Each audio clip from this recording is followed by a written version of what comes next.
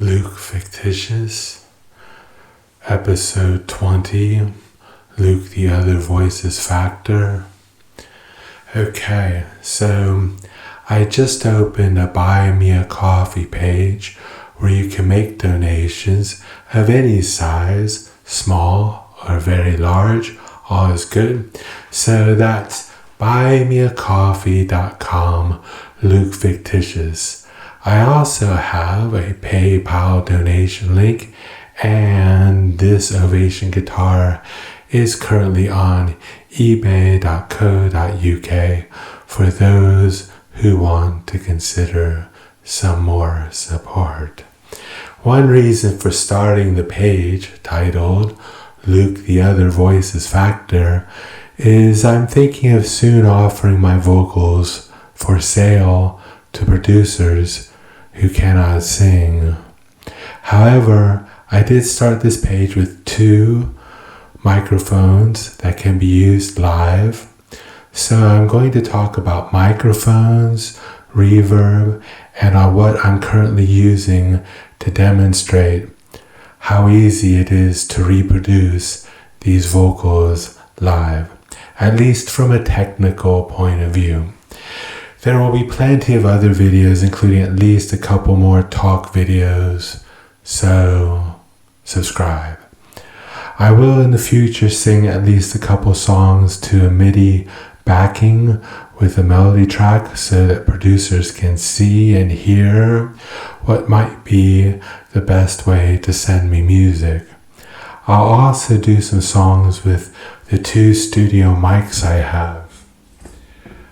First, the Electro Voice ND967.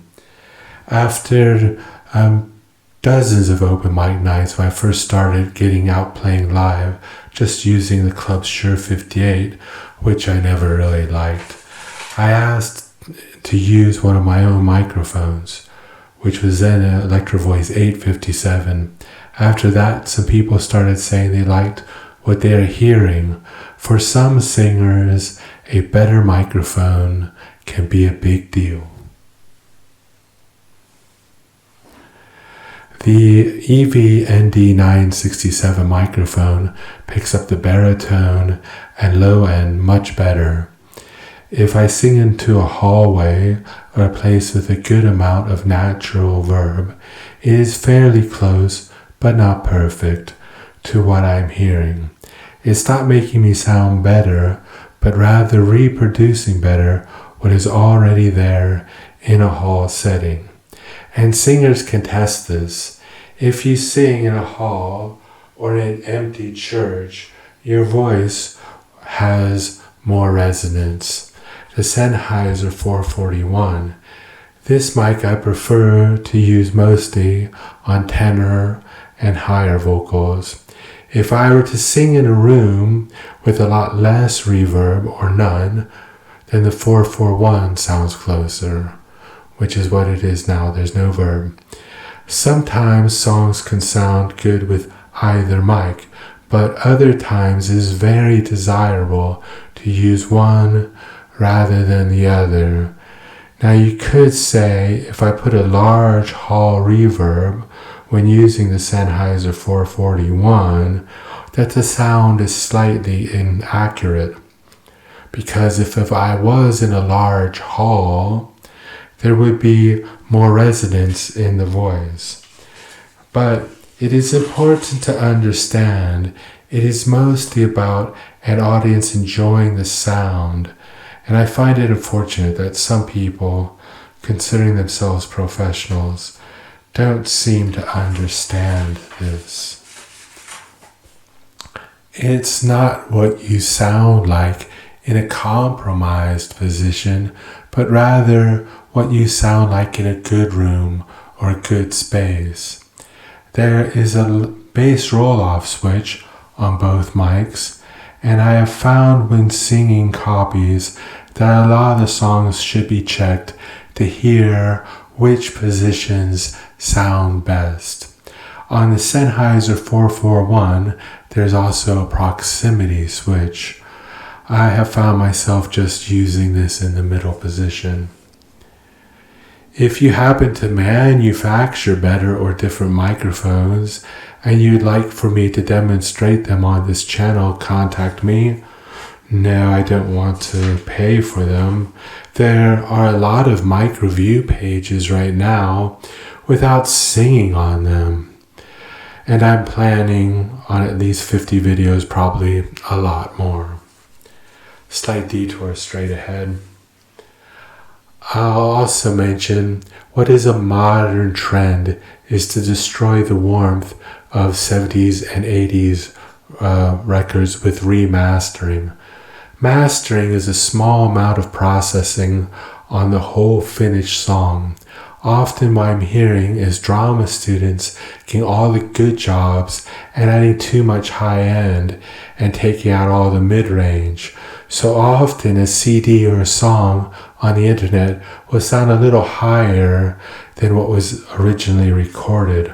The warmth of the recordings is in the mid-range, an important point for grand piano players.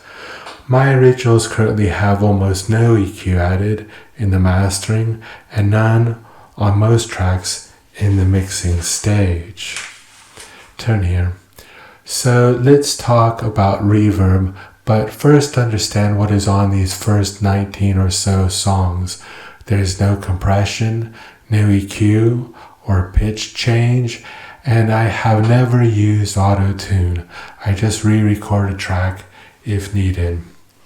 So with the reverb I am using is something a small venue sound engineer might have in a modern live setup, a plugin, and Eventide 2016.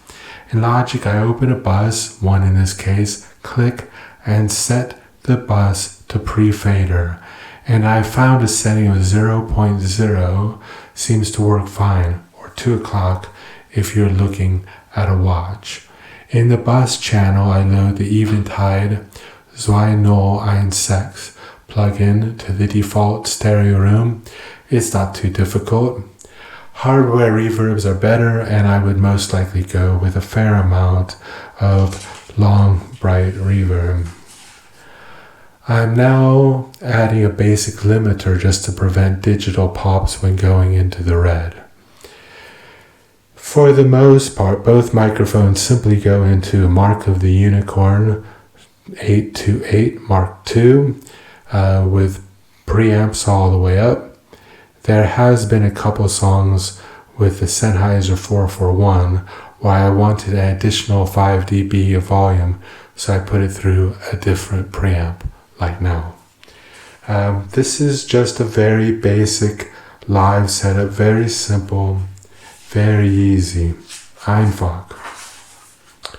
Now a little more about reverb.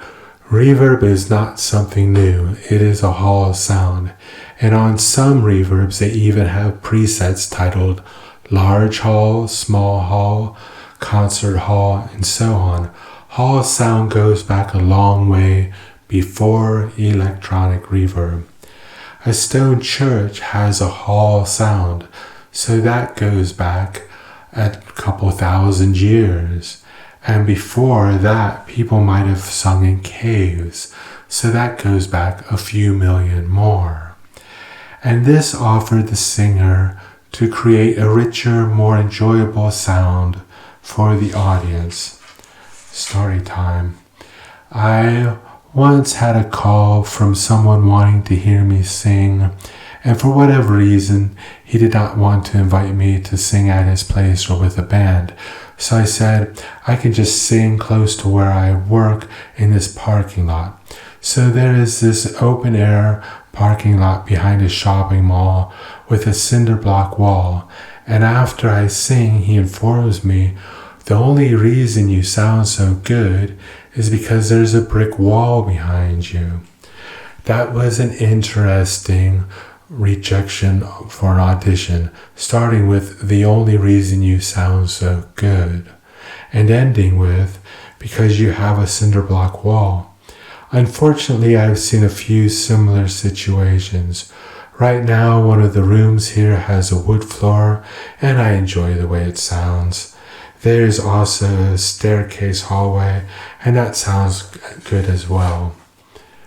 The only reason more of the current videos are not being recorded in these two places is the camera I currently have is not pro enough. It is a Sony Nex5 without XLR jacks. This is a consumer level camera and does not fully pick up the low end. So for the most part, I sync the videos to the sound. Some of the reality TV shows provide a little bit of natural resonance in the room, and although it is not as good as the vocalist can sound, and it is also not necessarily as good as the vocalist really is, they might survive it. I saw one of these big reality TV shows where the millionaire judges are sitting around a pool watching their exploitative unpaid victims sing completely dry, and I have to think to myself, are you sure you're creating a star with these compromised conditions? More recently, I saw carpool karaoke, where of course they're singing dry, because cars normally have plenty of soundproofing. I would like to make a suggestion for a future reverb setting from the makers of reverb units, and that is, let's have a reverb preset called Public Toilet Room. That sounds better than reality TV. Okay, subscribe. You won't want to miss the next ones. Cheers.